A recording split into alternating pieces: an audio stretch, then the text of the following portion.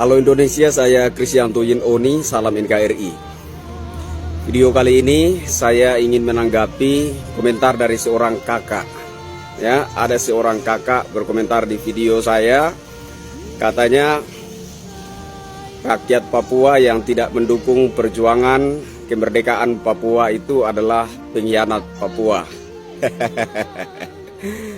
Begini ya kakak ya, saya rasa justru kakak itulah pengkhianat Papua yang tidak punya rasa belas kasihan terhadap masyarakat sipil Papua, yang hanya mementingkan diri sendiri, yang hanya mementingkan emosi pribadi. Ya, coba saya ajak kakak untuk berpikir sederhana pakai logika. Sekali lagi pakai logika, ya, logika sederhana saja. Bahwa orang-orang besar OPM, ya, pembesar OPM itu tinggalnya di mana? Coba kakak jawab dulu. Pembesar OPM yang suka provokasi masyarakat Papua untuk memberontak terhadap NKRI, terhadap pemerintah Indonesia itu, mereka tinggal di mana?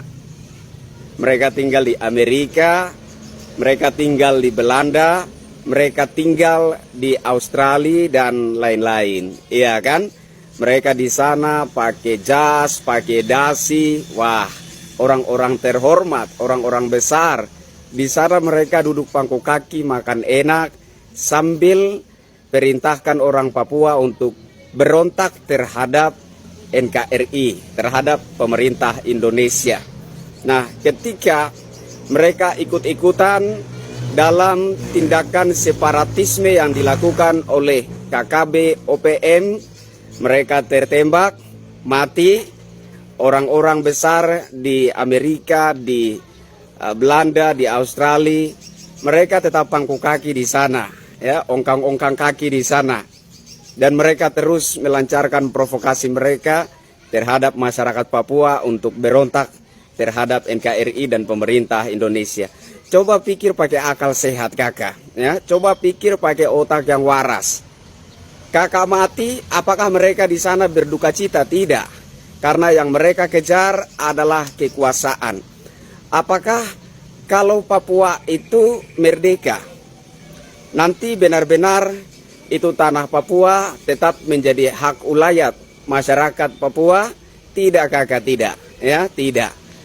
Orang-orang yang sedang pangku kaki di Amerika, di Belanda, di Australia, mereka yang akan datang dan berkuasa.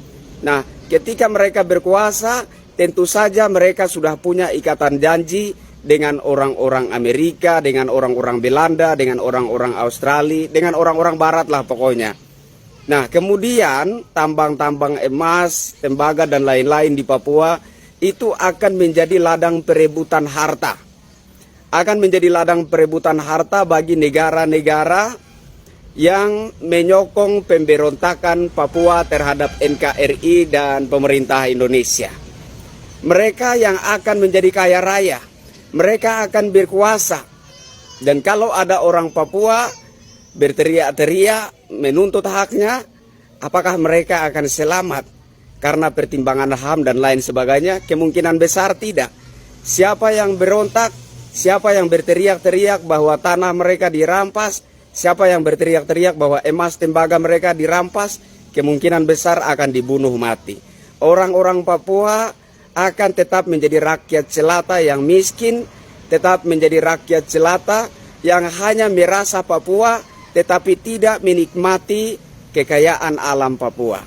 Jadi kakak, sebaiknya kita bersyukur saja dengan pemerintahan sekarang yang sudah menaruh perhatian penuh untuk Papua, yang sudah berupaya merebut 51% saham PT Freeport, dan kemudian mayoritas sahamnya 10 atau 9% itu khusus untuk Papua saja.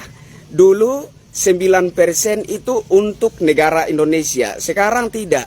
51% untuk negara Indonesia dan 10% itu khusus hanya untuk Papua saja.